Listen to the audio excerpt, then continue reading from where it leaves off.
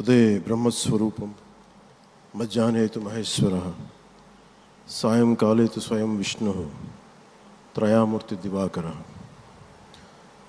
ముందుగా సూర్య భగవానునికి నమస్సుమాంజలి తెలియజేస్తూ యోగ విద్యను అందించిన ఆదియోగి పరమశివునికి, ఆ మహాయోగ విద్యని మనకి పతంజలి మహర్షి యోగశాస్త్ర రూపంలో అందించారు.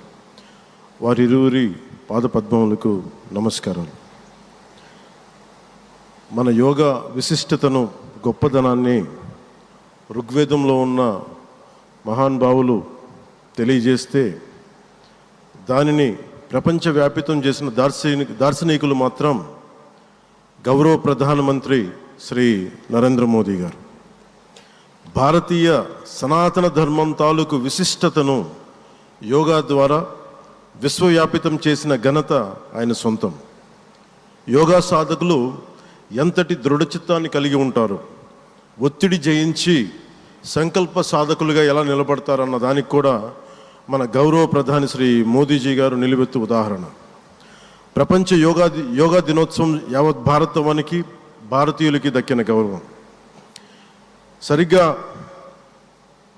ఒక 2014లో అప్పుడే ఐక్యరాజ్య సమితిలో గౌరవ ప్రధానమంత్రి మోదీ గారు ప్రవేశపెట్టినప్పుడు దాదాపు 177 దేశాలు ఈ రెజల్యూషన్కి మద్దతు పలికినాయి. ఇంతమంది మద్దతుని కూడగట్టగలిగి ఈ రోజున మనకి 2015 నుంచి యోగా దినోత్సవం ప్రారంభమైంది. ఈ రోజున గౌరవ ప్రధానమంత్రి మోదీజీ గారి పిలుపు మేరకు మనం మొదట విశాఖ 11వ యోగా దినోత్సవ సంబరాలకు వేదిక అయింది.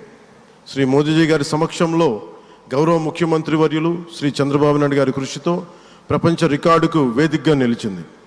విశ్వనరులు మోదీజీ గారి పిలుపు మేరకు యోగా ఒక వన్ ఎర్త్ వన్ హెల్త్, ఈ ఆరోగ్యం థీమ్ని ఈ వేదిక నుంచి ప్రతి ఒక్కరూ ముందుకు తీసుకెళ్లాలని మనస్ఫూర్తిగా కోరుకుంటూ, ఇక్కడ ఆసీనులైన మీ అందరికీ, ఇక్కడికి వచ్చేసిన ప్రతి ఒక్కరికి కూడా పేరు పేరున నా హృదయపూర్వక వందనాలు, నమస్కారాలు.